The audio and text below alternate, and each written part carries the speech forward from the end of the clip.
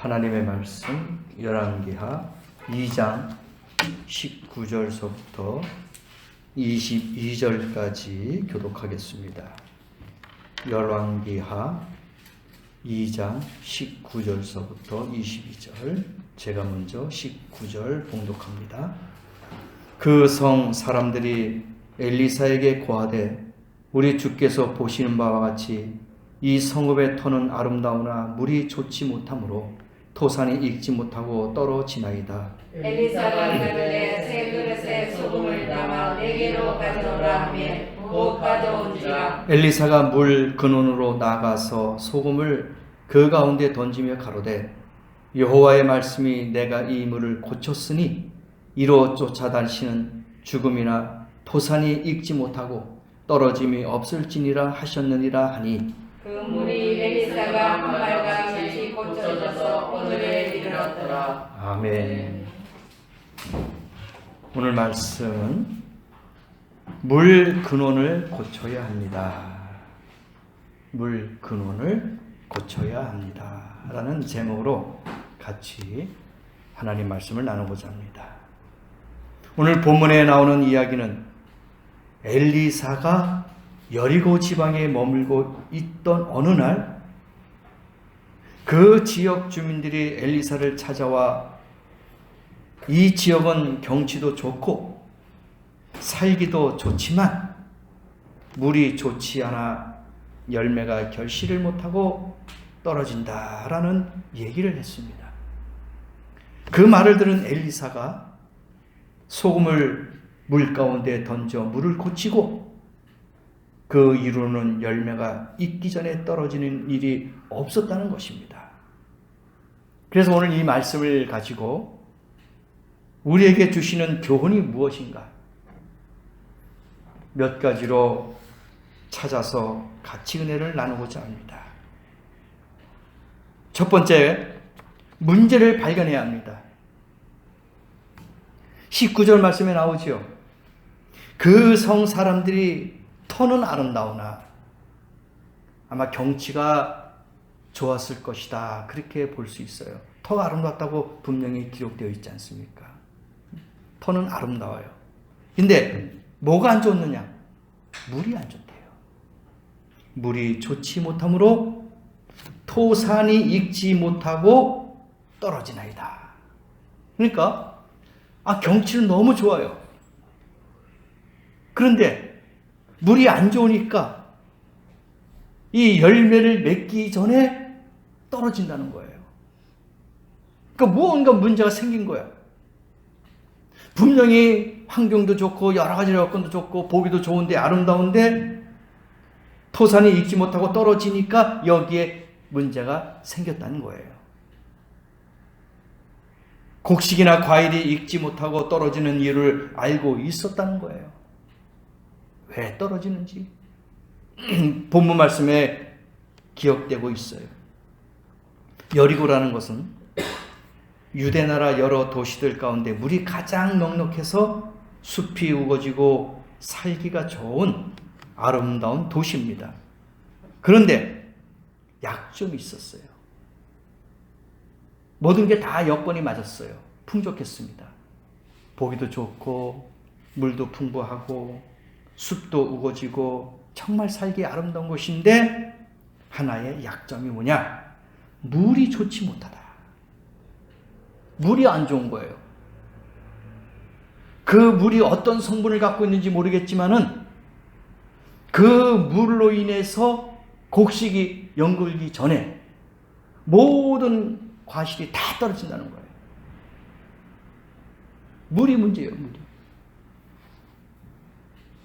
도시가 됐건 사람이 됐건 아름다운 것은 좋은 것입니다.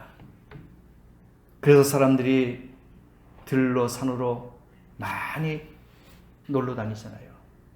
10월, 11월 달 되면은 단풍 때문에 대한민국의 산들이 난리가 나요. 왜? 아름다운 것을 찾아다닌단 말입니다. 좋은 것을 찾아다닌단 말입니다. 보기 좋은 곳, 안 좋은 것이 누가 다닐 수 있겠습니까? 좋은 곳만 다녀요. 내장산, 속리산, 설악산, 단풍이 많이 피잖아요. 보기도 좋아요. 사실 그랬습니다. 그래서 그런 데 사람들이 인파가 많이 몰립니다. 그리고 사람에겐 아름다워지고 싶은 본능이 있어요. 그렇잖아요. 본능이에요. 누구든지 다 아름답기 원해요.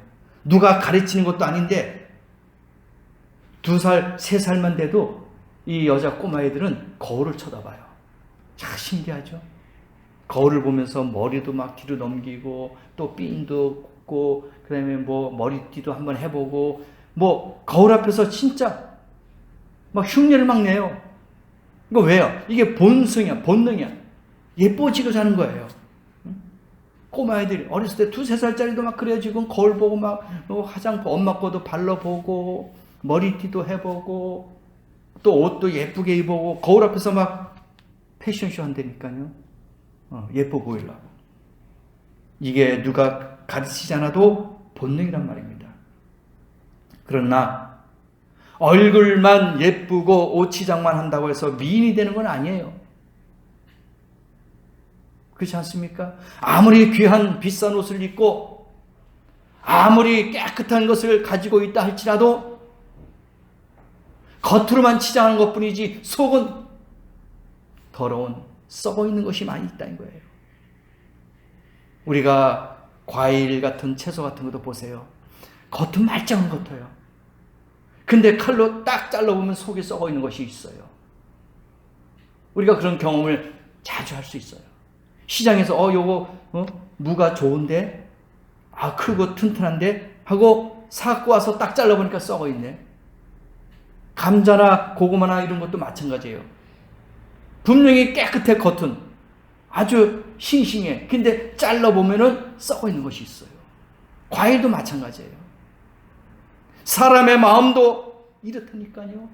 겉은 번지르하고 아름답게 보여요. 깨끗하게 보입니다. 선한 사람처럼 보여요. 그러나 속은 악한 것, 썩어 있는 것, 시기, 질투, 교만 이런 것들이 가득 차 있다는 거예요. 겉만 보고 어떻게 알 수 있습니까? 한길 속 사람 몰라요. 어떤 잡지에 보니까요. 8천만 원만 있으면은 황신혜 같은 얼굴을 만들어준대요. 김희선 같은 탤런트 얼굴이 된대요. 그러니까 돈만 있으면은 어떤 부위든지 의학적인 도움을 받아서 미인이 될 수 있다는 거예요. 그래서 대한민국은 성형공화국이라는 별명이 붙었어요. 세계 각지에서 옵니다. 손재주가 좋대요. 그리고 의료비가 싸요. 그냥 많이 오는 거예요. 엄청 옵니다. 돈이면은 다 되는가 꾸밀 수 있어요. 인조인간을 만들어버려요. 자기의 본래의 모습이 아닌 인조인간식으로 만들어버린다는 거예요. 다 가짜예요, 뭐. 우리의 본 모습이 아니란 말입니다. 다 위장한 거예요. 현대 성형의학으로는 못 고치는 부위가 없다는 거예요. 남자를 여자로 만들어버리고 여자를 남자로 만들어버리는 그러한 트랜스젠더도 있지 않습니까? 아주 유명한 곳이 태국이잖아요. 태국은 남자가 여자로 성전환하는 게 엄청 많아요. 깜빡 속을 정도로 태국은 전 세계적으로 1위라고 하지 않습니까? 그러나 그 아름다움보다는 눈에 보이지 않는 내적 아름다움, 정신적인 아름다움, 더 나아가서 영혼의 아름다움이 더 중요한 것인 줄 믿습니다. 여리고는 아름다운 도시였습니다. 근데 수질이 안 좋다고 하잖아요. 겉은 번지르르하고 아름다워요. 너무나도 살기 좋아요. 그런데 수질이 안 좋은 거예요. 그 사람은 번지르르하고 좋아요. 아름답게 보입니다. 예쁘게 보여요. 선하게 보입니다. 그러나 속은 질이 안 좋은 거야. 바로 여리고의 이 지역 아름다운 도시가 바로 그거예요. 다 좋아요. 그런데 수질이 안 좋은 거야. 다시 말하면 물 근원에 문제가 있었다는 것입니다. 지금 2020년이죠. 전 세계 인구가 몇 명인지 아십니까? 아마 인터넷 같은 거 다 찾아보면 다 나오겠죠. 지금 2020년 세계 인구가 77억이래요. 물론 더 될 수 있겠죠. 아직까지 주민등록상이라든지 호적에 올리지 않는 세계적인 그런 인구도 있으니까 아마 77억, 공개적으로, 통계적으로 나왔지만 그 이상도 될 수 있어요. 77억이래요. 적은 숫자가 아닙니다. 스위스 제네바에서 열린 세계 물회의 보고에 따르면 앞으로 5년 후면은 물 부족으로 인해서 난리가 난대요. 우리 대한민국도 물 부족 국가로 벌써 지정이 돼 있어요. 몇 년 전서부터 물 부족 국가예요. 이제 앞으로는 생수가 이제 우리의 식수가 될 수밖에 없어요. 오염이 되고 고갈이 되는 거야. 우리가 너무 물을 갖다가 낭비하고 있어요. 나중에 그 물을 우리가 지하수물을 갖다가 섭취할 수 없고 또 여과라든지 소독할 수 없기 때문에 우리는 물 부족을 해서 전쟁이 많이 일어난다는 거예요. 이제 우리는 앞으로, 옛날에는 사람이 그랬어요. 물 사 먹는다면은 믿지를 못했어요. 야, 무슨 물을 사 먹어. 수돗물도 잘 나오고 지하수도 잘 돼 있는데 무슨 물을 사 먹어. 수년 전에 그런 말이 나왔었어요. 근데 어때요? 지금 물 사 먹잖아요. 왜? 수질이 오염됐어. 믿지를 못해. 그러니까 물을 사 먹는 거예요. 사실 그 물, 생수도 우리가 믿을 수 있겠습니까? 근데 믿고 먹는 거 아닙니까? 근데 앞으로는 공기, 산소도 사 먹을 수밖에 없어요. 그런 말이 나온다니까. 지금은, 에이, 무슨 소리야. 어떻게 공기, 산소를 사 먹어. 근데 천식 있는 사람 어떻게 해요? 산소 호흡하잖아요. 그거 없으면 죽어요. 마찬가지야. 이제 앞으로 오염되면요. 우리도 산소, 이 공기를 사 먹을 수밖에 없는 거예요. 이제는 휴대용으로 가스 그것처럼 스프레이처럼 휴대용으로 갖고 다니면서 호흡해야 돼요. 이제 앞으로 심각합니다. 21세기의 물 부족 때문에 전쟁이 일어날 것이다. 지금 많은 미래학자들이 예언을 하고 있습니다. 현실로 다가온다는 거예요. 특히 아프리카지요. 이집트, 수단, 이디오피아, 이 사람들은 나일강을 먹고 살잖아요. 근데 점점 물의 수위가 줄어듭니다. 그럼 어떻게 될까요? 위에 있는 나라에서 댐을 만들어 버려요. 왜? 우리 물이 부족할 거니까 이제 댐을 만들어. 자기네 나라에서 댐을 만들고 그 경계선까지, 그 나라의 경계선까지 댐을 막 만들어. 그럼 밑에 물 내려갈까요? 안 내려가요. 그럼 어떻게 해요? 싸움 나는 거예요. 물 때문에. 이게 현실이 돼요. 위에서부터 그 나라에서도 막아 내려오는데 밑에 나라에는 물이 어디 있어요? 물이 없지요. 지하수도 없지요. 강도 흐르는 물도 막아버리죠. 이제 전쟁이 일어나는 거예요. 이제 국제적으로 이제 분쟁이 일어나는 거예요. 그러니까 이제 얼마까지만 물을 보유하고 나머지는 흘러보내라. 이러한 어떤 타협이 있겠죠. 그럼 거기서 이제 조건부가 생기고 우리에게 물을 줄 테니까 그러면 너희가 무슨 자원을 갖다가 보조해달라. 이제 협상이 들어가잖아요. 그럼 안 되면 싸우게 되는 거예요. 이게 현실로 될 거라니까요. 지금 점점 그 강 바닥에 저수지가 말라가고 있잖아요. 우리나라도. 심각합니다. 매년 지하수의 수면이 1m에서 3m씩 감소한다는 그런 지금 연구가 자꾸 나오고 있어요. 수질이 지금 나빠지고 오염돼 있고 고갈되고 있단 말입니다. 물이 귀해요. 우리가 음식을 하루, 이틀, 3일, 열흘, 40일, 50일 음식을 안 먹어도 돼요. 살 수 있습니다. 그러나 물을 안 먹으면 죽어요. 물은 생명입니다. 배고픈 건 참을 수 있어요. 그러나 기갈된 거는 참을 수 없습니다.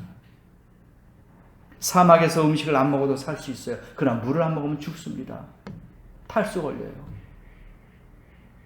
이만큼 물이 중요한 거예요. 물은 생명을 유지하는 데 절대적인 조건입니다. 그래서 우리는 물 사용하는 것에서도 우리가 절약을 해야 돼요. 지금은 펑펑 쓰고 있지만 우리의 후손들, 우리의 후대들은 고통스러울 거예요. 힘들 겁니다.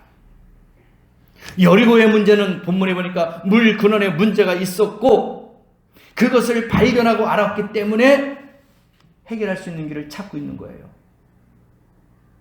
문제를 알았어요. 발견했어요. 물이라고 다 물이 아닙니다. 물이라고 어떤 물이나 다 마실 수 있는 것이 아니에요. 생명을 살리는 물이 있고 죽이는 물이 있다는 거예요. 물이 죽으면 어떻게 될까요? 물고기가 죽어요. 그렇죠? 채소, 농장 할 수 없습니다. 바다의 해초 다 죽어요. 물고기가 다 죽어버려요. 물이 그만큼 중요합니다. 물이 죽으면 나무도 죽고 해초도 죽고 물고기도 죽고 다 죽어요. 물이 썩어 있는 곳에서는, 고여 있는 곳에서는 어떠한 생명체도 살아날 수가 없다는 겁니다. 사람도 죽고 짐승도 죽어요. 물이 그만큼 중요합니다. 그러나 살아있는 물, 생수를 마시면 초목도 짐승도 사람도 살아날 줄 믿습니다.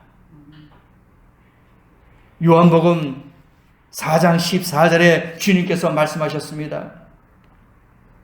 나의 주는 물은 그 속에서 영생하도록 솟아나는 샘물이 되리라. 예수만이 생수, 생명이란 말입니다. 영원히 목마르지 않겠다 그랬어요. 이것은 영적으로 우리에게 주신 말씀이에요. 영원한 생명수는 예수 그리스도인 줄을 우리는 믿습니다. 예수 없으면 썩은 정치, 썩은 경제, 썩은 문화, 썩은 교육, 썩은 예술이 될 수밖에 없어요. 다 썩어요. 예수님이 계신 곳에서는 생명이지만은 살아나지만은 예수가 없는 곳에서는 다 죽는다는 거예요. 부패됩니다. 주님만이 우리의 영원한 생명이에요. 생명수 예수가 있어야 우리의 모든 생명을 얻고 되살아날 수가 있다는 것입니다. 문제를 발견해야 돼요. 그래서 내가 왜 이렇게 지금 어렵고 힘든지, 내가 왜 이렇게 기갈인지 문제를 발견해야 된다 이겁니다.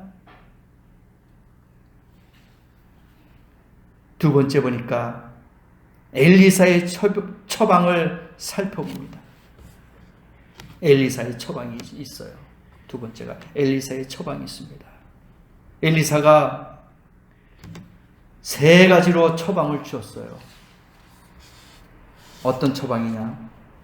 그 첫 번째 처방이 새 그릇에 소금을 담아오라 그렇게 했어요. 그게 20절 나오죠.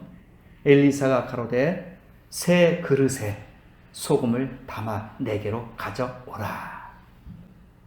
다른 거 없었어요. 어떤 약품도 아닙니다. 그냥 소금만 가져와라. 새 그릇에 담아와라. 무슨 뜻입니까? 새 그릇에 담아오라는 것은 새 술은 새 부대에, 바로 그거예요. 새로운 그릇, 새로운 것에서 새롭게 담아라. 새 술은 새 부대에 담아라 이겁니다. 새 그릇, 새 부대는 새로 변화된 사람을 상징해요. 누가 새로운 사람입니까?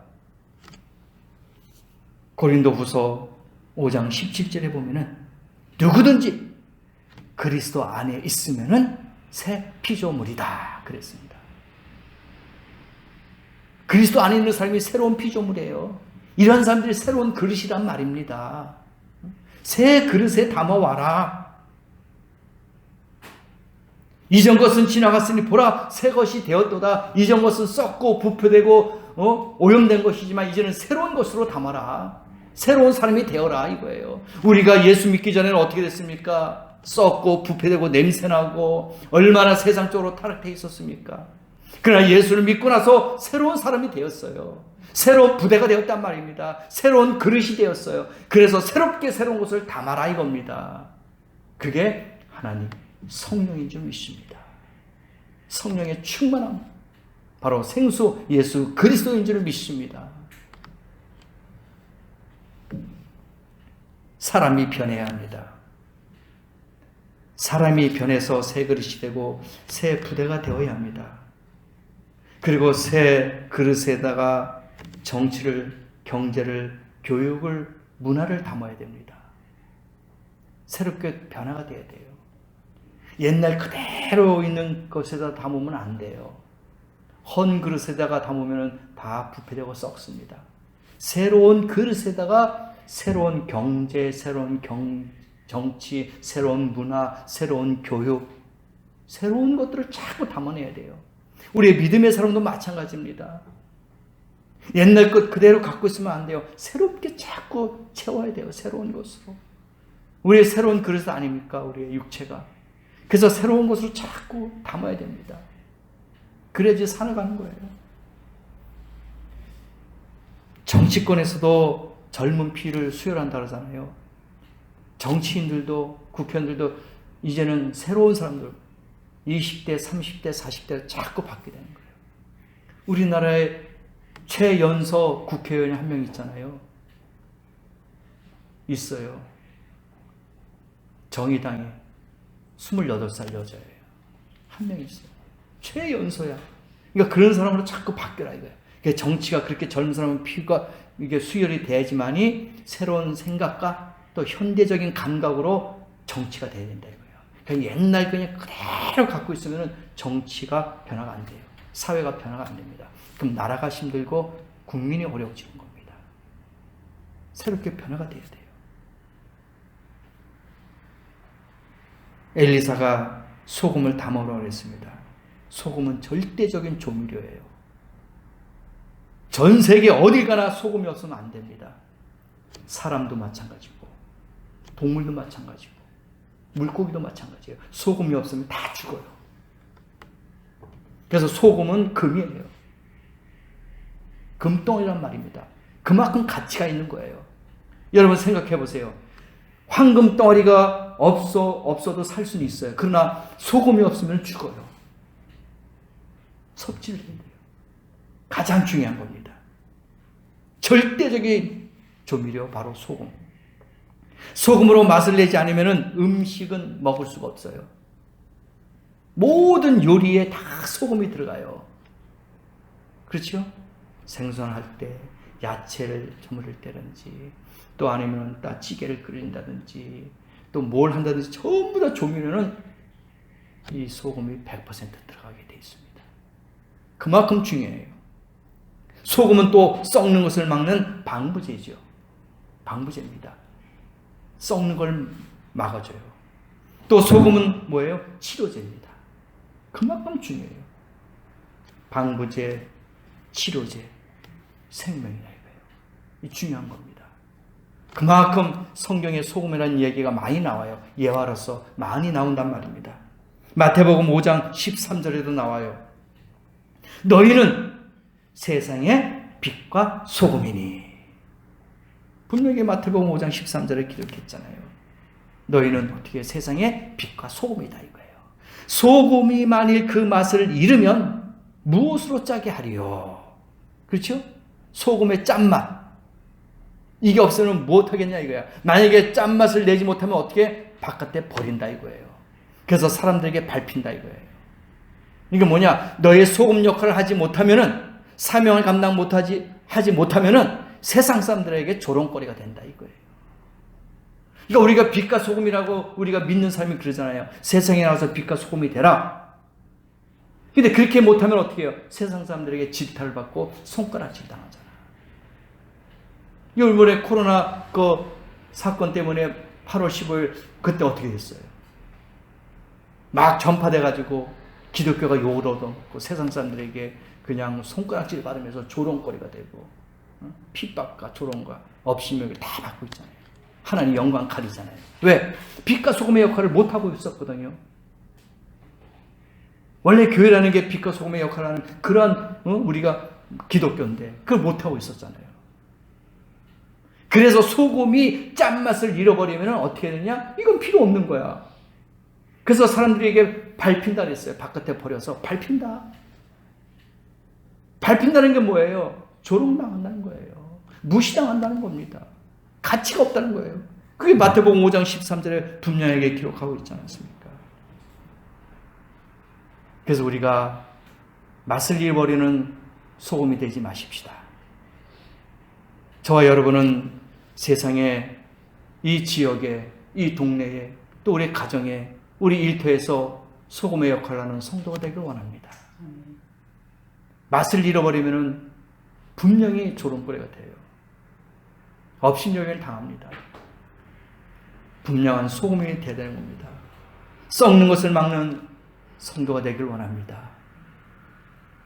사회가, 국가가, 나라가 부패되는 것을 막는 성도가 되길 원합니다. 직장에서도 맛을 내는 성도가 되길 원합니다. 가는 곳마다 소금이 되기를 원합니다. 세상 사람보다 더 썩고 더 말썽 일으키는 문제의 장본인이 되지 마십시다. 나 때문에 주님의 영광이 가리워지고 교회가 욕먹는 일을 하지 마십시다. 하나님이 여러분을 축복하실 거예요. 두 번째 이야기했어요. 그 소금을 물 근원에 던져라. 던져라 이겁니다. 소금은 물에 들어가면 어떻게 돼요? 녹아 없어지고 짠맛만 남습니다. 나무나 돌은 물에 던지면 그 모습 그대로 남아있죠. 그런데 소금은 물속에 던지면 녹습니다. 경체가 없어져 버려요. 다른 거는 그대로 있지만 소금만큼은 녹아서 없어져 버린단 말입니다. 자신을 녹이고 용해시키는 희생의 상징이 바로 소금이에요. 희생의 상징이다. 주님은 소금처럼 녹아서 자신을 바침으로 우리를 살리고 세상을 구원하셨습니다. 썩은 물속에, 병든 물속에 소금을 던졌다는 것은 무슨 뜻입니까? 소금의 역할이 무엇인가를 밝혀주고 있어요. 쓸모없는 밝히는 소금이 되지 마십시다. 우리는 주님이 주신 소금의 역할이 있어요. 그 역할을 감당하시기 바랍니다. 그리고 또 한 가지, 세 번째 알려주셨죠. 하나님이 고치셨다 이거예요. 하나님이 고치셨다. 21절에 나옵니다. 여호와의 말씀에 내가 이 물을 고쳤으니. 엘리사가 고친 게 아니에요. 그렇죠? 내가 병든 자에게 손을 얹어서 안수했어요. 예수님 치료해 주세요. 예수님 병마가 나가게 해주세요. 했지만은 내가 한 게 아니에요. 하나님이 치료하신 거예요. 엘리사가 소금을 물에다 던졌잖아요. 근데 엘리사가 고친 게 아니에요. 분명히 엘리사는 이야기했어요. 여호와의 말씀에 내가 이 물을 고쳤으니. 새 그릇을 찾고 소금을 담아 가져오는 것, 그리고 그 소금을 수원지에 던지는 것은 사람이 할 수가 있는 거예요. 여기까지 하나님이 허락하신 거죠. 여기까지 우리가 했던 일이에요. 그러나 물을 고치는 것은 하나님이 하시는 것이다 이거예요. 부르짖고 기도하고 간구하는 것은 사람이 할 수 있는 거예요. 우리는 기도와 간구로 하나님께 부르짖고 있어요. 그런데 응답은 누가 하시냐? 하나님 하시는 것입니다. 너는 내게 부르짖으라. 내가 내게 응답하겠고 내가 알지 못하고 크고 은밀한 일을 내가 보이리라. 그렇죠? 우리는 기도하고 간구하고 부르짖는 것밖에 할 수 없어요. 그것만 하는 거예요. 결과는, 응답은 하나님이 해주실 줄 믿습니다. 그러니까 여러분도 그런 믿음을 갖고 구하세요. 나는 기도와 간구밖에 없다. 하나님 해주실 것이다. 분명히 오늘 이 아침에도 하나님께서 나에게 내가 고쳤다, 내가 응답했다, 이거 아닙니까? 이러한 소리가 들려될 줄 믿습니다. 내가 허락했다, 내가 고쳤다, 내가 응답했다, 바로 이거예요. 이게 하나님이 하실 일이란 말입니다. 사람은 단지 하나님이 하시는 일을 거두어 드리는 것입니다. 다시 말하면 나는 누구냐? 조연이에요, 조연. 주님은 주연입니다. 나는 옆에서 도와주는 조연 역할이에요. 주인은 바로 주님이란 말입니다. 우리는 옆에서만 돕는 역할이에요. 여리고 수원지에 수천 톤, 수만 톤의 소금을 뿌린다고 그게 고쳐질까요? 아니에요. 인간의 생각과 방법으로는 아무리 많이 소금을 갖다 부어도, 트럭으로 10대, 100대, 1000대 갖다 부어도 그 수원지는 그대로예요. 근데 오직 엘리사가 한 그릇, 새 그릇, 새로운 그릇에 단 소금 고 조그만 하나의 그릇 하나만 갖고도 그 수원지의 모든 것을 다 하나님께서 고쳐준다. 이게 하나님께서 하실 일이란 말입니다. 여호와의 말씀이 내가 이 물을 고쳤으니 그렇게 나오죠. 맞습니다. 이게 아멘이에요. 이게 아멘입니다. 하나님이 하시고 고치시는 것이 바로 이거예요. 출애굽기 15장 26절에 말씀해 주셨어요. 나는 너희를 치료하는 여호와임이니라. 그렇게 말씀해요. 분명히 나는 너희를 치료하는 여호와 하나님이다. 출애굽기 15장 26절. 우리는 주인이 아니에요. 우리는 치료받아야 할 사람이지 치료자가 아니란 얘기예요. 분명히 하나님께서 약속해 주셨어요. 나는 너희를 치료하는 여호와이다. 오늘 이 아침에 아픈 자 있습니까? 해결받지 못한 자 있어요? 기도와 간구로 구하세요. 하나님이 내가 고쳤다, 이 말씀이 오늘 아침에 임할 줄 믿습니다. 그럴 때 다 우리의 근원지가 치료가 받는 거예요. 물질, 건강, 생명 다 치료받을 수 있어요. 이런 믿음을 갖고 이 말씀을 듣고 아멘 하면은 하나님이 해결해 주신단 말입니다.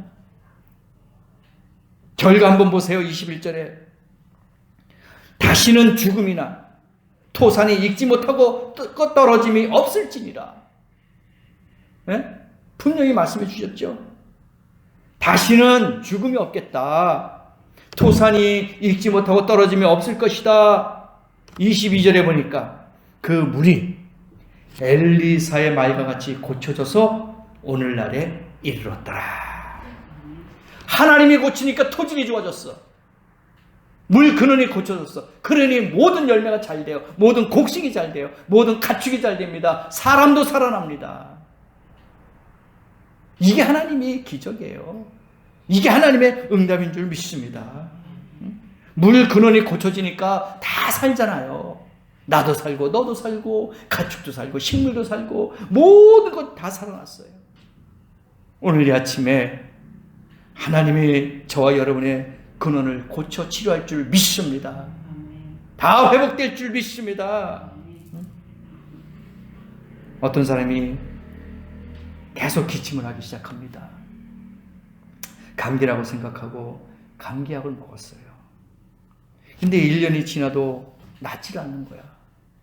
그래서 병원에 가서 진찰을 했더니 폐결핵이래요. 폐결핵.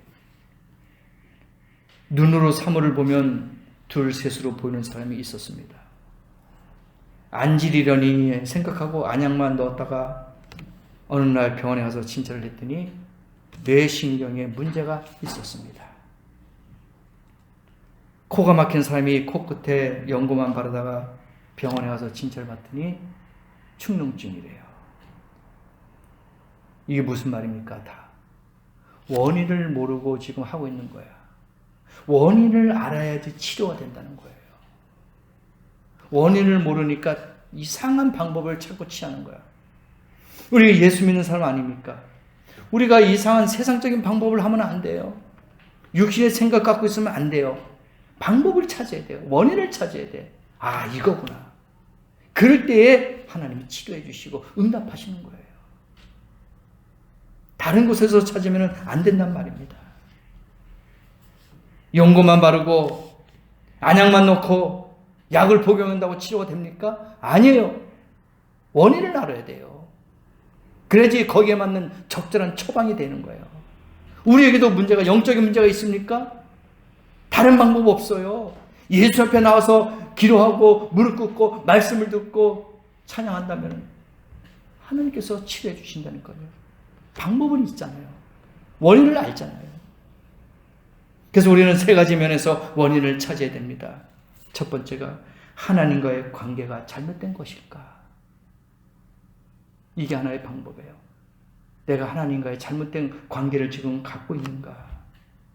말 그대로 영적으로 하나님과 나의 관계가 지금 완활하게 되어 있는가? 이걸 먼저 알아야 된다 이겁니다. 두 번째는 사랑과의 관계가 지금 문제가 있지 않을까? 대인관계에 있어서 시기하고 질투하고 원수 맺고 다툼과 싸움이 있지 않을까? 이 두 가지, 요것도 사람하고 관계가 문제가 있지 않을까? 세 번째, 맡은 일에 최선을 다했는가? 생각해 보자 이거예요. 요 세 가지. 하나님과의 관계가 지금 잘 되어 있는가? 대인 관계가, 사람과의 관계가 잘 되어 있는가? 또 한 가지 맞아보면 뭐라고요? 맡은 일에 최선을 다했는가? 이것만 바로 안다면 해결받습니다. 내가 이 물을 고쳤다. 내가 이 땅을 고쳤다. 내가 이 심령을 고쳤다 하는 하나님의 음성이 이 아침에 들려야 될 줄 믿습니다. 여러분에게도 아직 고침받지 못하고 해결받지 못한 문제가 있습니까? 근원을 찾아야 돼요. 원인을 찾아야 됩니다. 이 세 가지 분명히 하나님과의 관계가 잘못되어 있다면 해결할 수 없어요. 사람과의 관계가 잘못됐다면 해결할 수 없습니다. 내가 맡은 사명을 잘 감당하지 못하면 해결할 수 없습니다. 그러나 이것이 회복된다면 분명히 치유될 줄 믿습니다. 응답이 될 줄 믿습니다. 그러므로 일주일 동안 살면서 물 근원을 고쳐서 여러분에게 가정과 또 일터와 어디 무슨 일을 하든지 하나님이 치료하시고 공급하시고 해결하는 그러한 축복을 누리는 성도가 되시기를 예수 이름으로 축원합니다. 같이 한번 들은 말씀을 기억하시고 기도하는 시간 갖습니다. 다 같이 기도하시겠습니다. 할렐루야. 하나님 고맙고 감사합니다. 오늘도 주님께서 우리와 함께 하시고 축복해 주시니 고맙습니다. 아버지 하나님, 오늘 이 시간을 통해서 하는 영광 받게 하여 주시옵소서. 할렐루야. 예수님 감사합니다.